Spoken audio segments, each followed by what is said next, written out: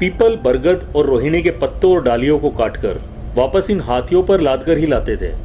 लेकिन ये बहुत जोखिम भरा कार्य था, क्योंकि जंगली और खूंखार जानवरों से भरे जंगल में हाथियों से नीचे उतरकर इन्हें पेड़ों पर चढ़कर पेड़ों की डालियां काटकर जमीन पर गिरानी होती थी और फिर उनका गट्ठर बनाकर उन्हें हाथियों पर लादकर वापस लाना होता था। इस क्रम में इनका जंगली जानवरों द्वारा शिकार हो जाने के खतरे के साथ साथ पेड़ों से गिरकर चोटिल होने का खतरा भी बना रहता था।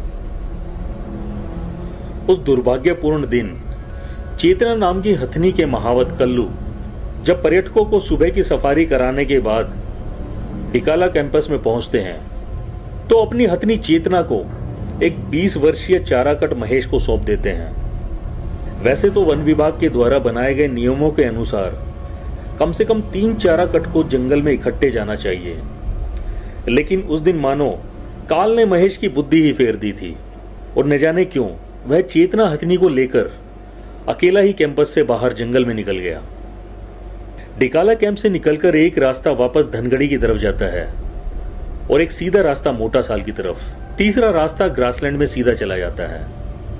मोटा साल जंगल के कर्मियों द्वारा एक साल के पेड़ के ठूंठ को नाम दिया गया है, जो किसी समय आकाशीय बिजली गिरने के कारण नष्ट हो गया था और अब केवल उसका 8-10 फीट का ठूंठ ही बचा है।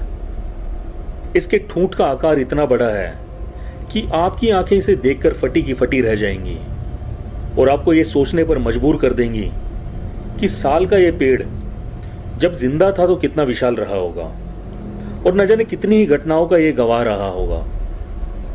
मोटा साल से राइट की तरफ का रास्ता जो घने जंगलों के किनारे से होते हुए ग्रासलैंड से सीधा कालागढ़ डैम तक जाता है, इस रास्ते को ठंडी सड़क बोलते हैं। और मोटा साल से लेफ्ट साइड का रास्ता जिसको कमरपट्टा बोलते हैं, इसी रास्ते पे आगे चलते हुए एक जगह आती है जिसका नाम है चूहा सोत।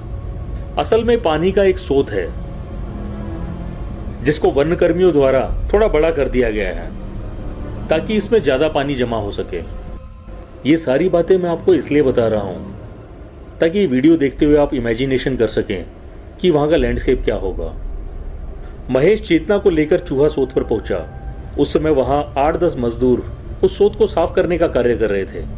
उनके पास पहुंचकर महेश हथनी से नीचे उतरा और उसने उन मजदूरों के साथ बीड़ी पी और मजदूरों से अपने साथ चारा काटकर लाने के लिए बोला। लेकिन उन मजदूरों का कार्य खत्म हो चुका था और इन्हें वापस कैंपस में लौटना था, तो महेश को वहीं पर